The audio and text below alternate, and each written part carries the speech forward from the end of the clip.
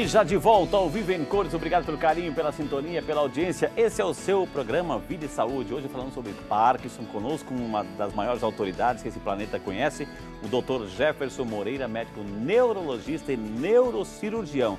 Se tem alguém que entende, está aqui, gente. Então é a sua oportunidade de aprender, de perguntar, de interagir, de ligar para o seu vizinho, de aumentar o volume da televisão, gravar o programa, fique à vontade. Se bem que depois a gente também disponibiliza no site, aqui no portal da Rede Século XXI, viu?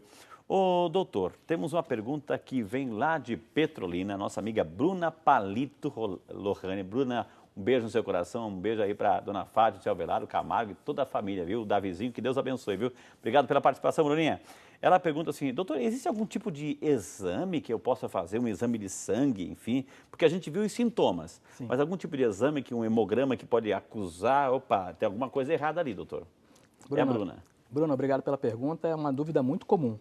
Na verdade, o Parkinson é uma doença de diagnóstico clínico, ou seja, o diagnóstico é fechado através das informações que o paciente passa e do exame físico que o médico tem acesso. Existem muitos exames que a gente lança a mão na investigação diagnóstica do Parkinson, mas eles são muito mais feitos no intuito de excluir outras causas do que, na verdade, no intuito de confirmação. Então, são pedidos ressonâncias magnéticas, eletroneuromiografia, para ver se a pessoa não teve ali um AVC, naquela substância negra que a gente acabou de comentar, para ver se ele não tem uma isquemia, até um tumor da base do cérebro, mas não é necessário para a confirmação diagnóstica. Hoje em dia a gente tem um exame chamado SPECT/SCAN, né, que vai diretamente naquela substância negra e através de algumas alterações ali de sinal, eles podem corroborar para o diagnóstico, mas de forma alguma são necessários.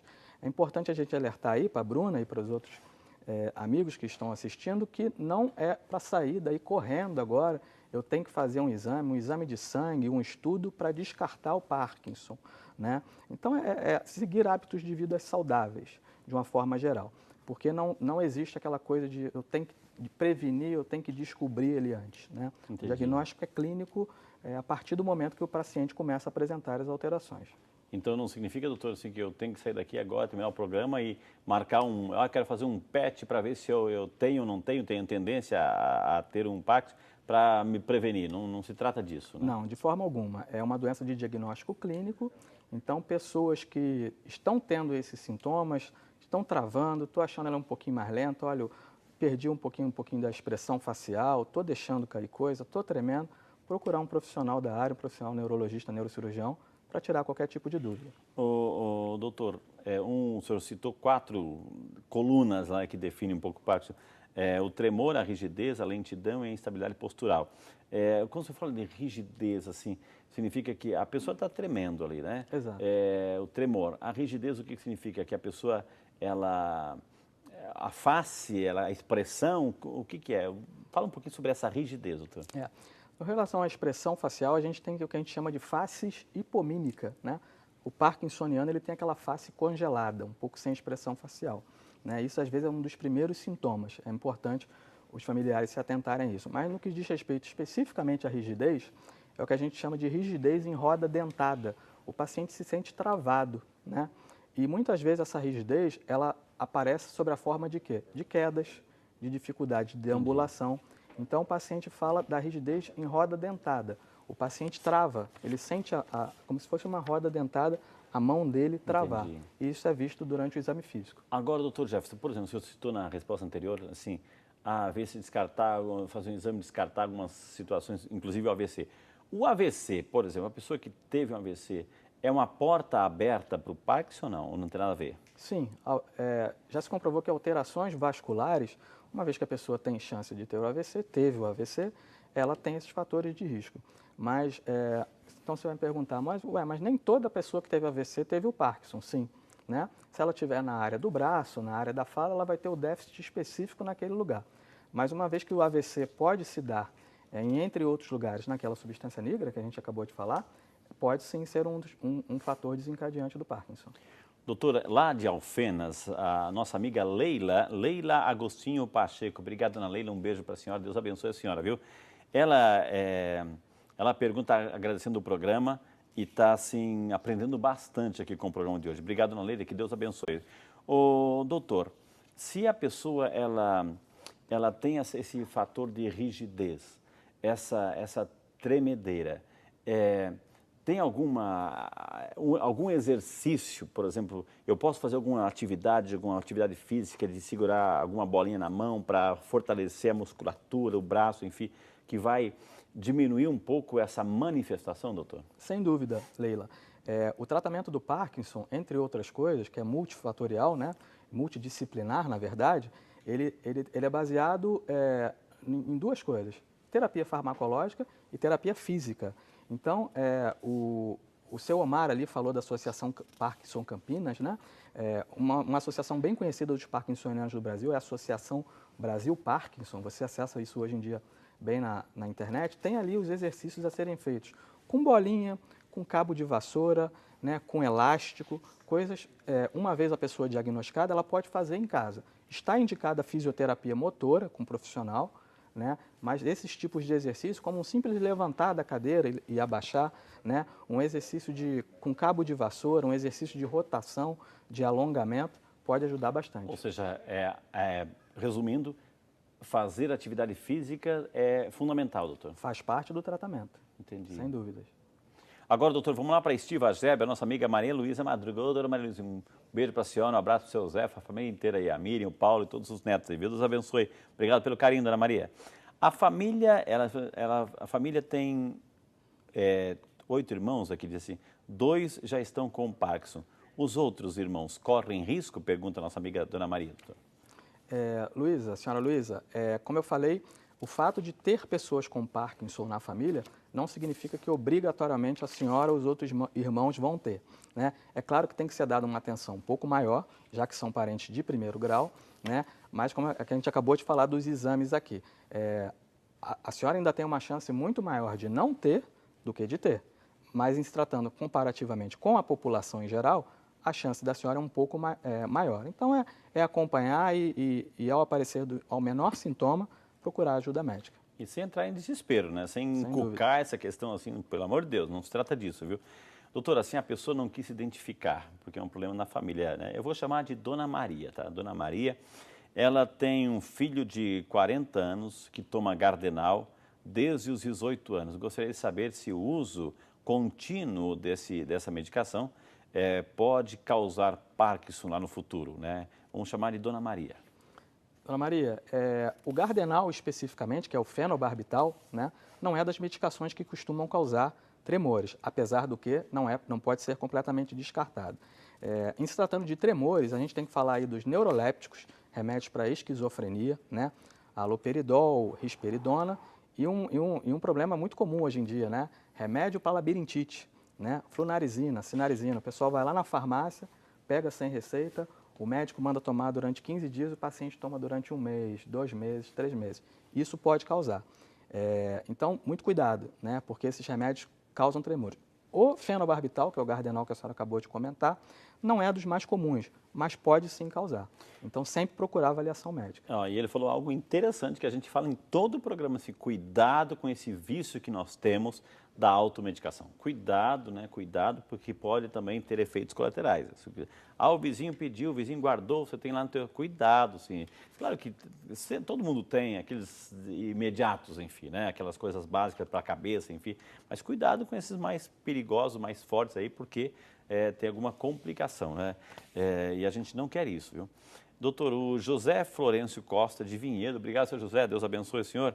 Ele tem Parkinson, ele disse assim, eu falei, eu tenho Parkinson há 2 anos, tenho 64 anos, gostaria de saber sobre cirurgia. Existe uma fase única para operar? Qual é o tempo certo para se operar? Tem operação, doutor? Aí a gente já entra um pouquinho no tratamento, enfim. Tem operação, tem cirurgia para isso? É uma coisa só definitiva? E daí, doutor? É o nosso amigo José. Seu José, tem cirurgia para Parkinson, né? É um artifício que a gente tem hoje, deve lançar a mão dele quando indicado. Não existe uma época específica para se fazer. É consenso que o primeiro tratamento é o conservador. Medicação, fisioterapia, acompanhamento multidisciplinar. Uma vez que essa terapêutica falhou, a gente pode partir para a cirurgia. Hoje em dia, a que a gente mais usa é uma cirurgia chamada DBS, que é a sigla de Deep Brain Stimulation, né? A estimulação cerebral profunda, quando a gente vai justamente naqueles núcleos que estão lesados e estimula ele com marca-passo. A cirurgia ficou muito comum, que é muito conhecida, porque é uma das neurocirurgias que se faz com o paciente acordado, no primeiro momento. Isso então, aí, doutor. Mas não existe uma época específica não, senhor José. O paciente estando saudável e suportando a cirurgia, uma vez que ele falhou na terapêutica clínica, ele pode ser submetido ao tratamento. Tá, essa cirurgia é injetar dopamina lá dentro para equilibrar a coisa, é definitiva, é a solução, é a cura. Se bem que falar em cura na medicina é delicado, né, Sim. doutor? Mas aí... Esse é um ponto importante que o senhor tocou. A cirurgia ela não é curativa, né? A gente tem que lembrar que a gente está falando que o Parkinson é uma doença degenerativa, progressiva, que tem tratamento, mas não tem cura. Então, a cirurgia ela vai amenizar os sintomas. Antigamente, a gente fazia a chamada palidotomia ou talamotomia. A gente fazia uma lesão, isso aí durava alguns meses. Hoje em dia, tem o advento dessa estimulação, que é o marca-passo. Então, a gente pode ir aumentando e modulando. É uma cirurgia de neuromodulação. Então, a gente vai modulando. Mas lá na frente, a gente não vai fugir do avançar da doença. A gente traz uma grande melhora na qualidade de vida do paciente, dos sintomas, mas a gente não consegue ainda mexer na história natural de evolução da doença. Doutor, há um tempo atrás, quem não se emocionou, né, e se emociona até hoje, ver algumas imagens que estão registradas, o nosso queridíssimo santo hoje, o Papa João Paulo Sim. II, que ele foi acometido dessa doença. E no final, assim, a gente via o senhor falou que um dos sintomas é a rigidez, a lentidão, aí a gente viu, além do tremor, toda a situação dele, esse processo de lentidão, lentidão no movimento, lentidão nas palavras, lentidão no caminhar, lentidão no pegar alguma coisa. O que é lentidão, no geral? Olha, a gente pode falar que a lentidão, ela começa no caminhar, na verdade, ela é percebida mais no caminhar e na movimentação, mas quando a gente fala em dopamina, ela está reduzida no cérebro, mas é a substância que vai controlar a movimentação de todo o corpo, de uma forma geral. Então, falando em lentidão, a pessoa vai ter engasgos, numa fase mais avançada, chamada disfagia do Parkinson, né, porque ela não vai conseguir deglutir. Entendi. Na própria questão do equilíbrio, como a gente acabou de falar, da instabilidade postural, né, da fala, a fala do parkinsoniano fica alterada. Né? Mais lenta, mais dificuldade lenta, de dicção. Exatamente, porque tudo isso é controlado por musculatura. Então, numa fase mais avançada, com o avançar da doença, não só a questão do movimento de deambular, de se movimentar, de fazer um gesto, como a própria expressão facial, mas essas questões de deglutição e até desautonomia, que é o movimento intestinal, por exemplo, o movimento vesical da bexiga. Entendi. O ato de urinar pode estar, por exemplo, afetado. Por isso que é importante, né, detectar os sintomas e procurar ajuda, né, porque, como o doutor falou, a própria definição de Parkinson, é progressiva, a situação tende, se não for tratada, a piorar com uma certa velocidade, ou seja, é uma piora, né, que leva, infelizmente, doutor, ao travamento de todos os movimentos, enfim, e leva ao óbito, né, doutor? Sim. A doença, por se tratar de uma doença degenerativa progressiva, ela, infelizmente, com o avançar, ela vai atingir a musculatura da respiração, né? Então, o paciente tratando de paciente idoso, a gente está falando de paciente aí muitas vezes de 80 anos, 90 anos, a gente está falando no maior possibilidade de uma infecção respiratória, uma vez que ele perde a movimentação de defesa do organismo, né? Um risco, por exemplo, de broncoaspiração, de aspirar, né, o conteúdo porque ele vai perdendo a força. Vai perdendo a força, né, vital, de uma forma geral. Então, aquilo que começou com um sintoma que mexia com a questão da autoestima, talvez da vaidade do paciente por um simples tremor, começa a causar consequências um pouco mais drásticas. Doutor, a gente não sabe, enfim, os mais novos, né? A gente não sabe se lá na frente vai desenvolver isso. O que a gente podia fazer, assim, de desejar, doutor, assim, alguma medida de prevenção, o preventivo disso tudo, doutor? Olha, uma vez, como todas as doenças, eu digo isso para os meus pacientes no que diz respeito à depressão, no que diz respeito à doença de Alzheimer, e não é diferente para o Parkinson, levar uma vida saudável, né? Quando a gente fala de neurotransmissor, o nosso cérebro é uma engrenagem.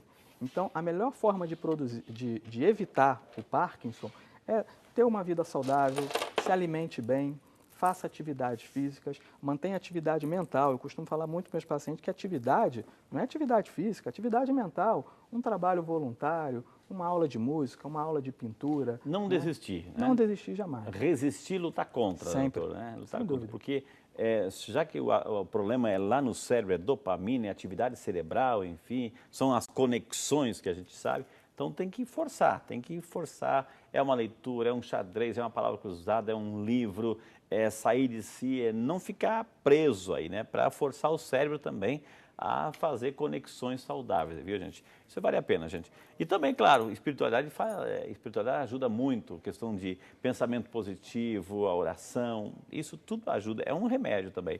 E por falar nisso, eu quero mostrar para você, quem vai dar o close aqui, eu tenho nas minhas mãos aqui pedido para falar, e eu falo com carinho, porque é uma prática que eu faço todo dia, é a oração do Santo Terço, e eu estou segurando aqui o terço que veio diretamente de Fátima, gente. Diretamente de Fátima, com qualidade maravilhosa, para você que gosta de rezar com um terço diferente, você que gosta de colecionar também. Eu conheço gente que tem caixas e caixas, tem uma parede cheia de terços, por onde vai, traz um terço, enfim. Então aqui, o de Fátima, 100 anos de aparição de Fátima, 1917, 2017, 100 anos. Então é um grande incentivo para você rezar. E lembrando que esse terço é tão original, que veio de lá, que vem com um controle de qualidade, assim, ó, de originalidade. Eu mostro para você aqui esse livro que mostra todos assim, onde foi feito, que tipo de material, enfim, contando toda a história, inclusive Nossa Senhora de Fátima. Então é uma boa dica para você aí ligar para a gente, e se você estiver interessado aí, é claro, aumentar a sua devoção e ajudar também essa obra, viu? E com essas informações do Terço de Fátima aqui, com o Dr. Jefferson, eu vou chamar o nosso intervalo. Na sequência temos muito mais informações para você aqui no Vídeo Saúde, que é seu. E por ser seu, é claro, gente, volta já só para você.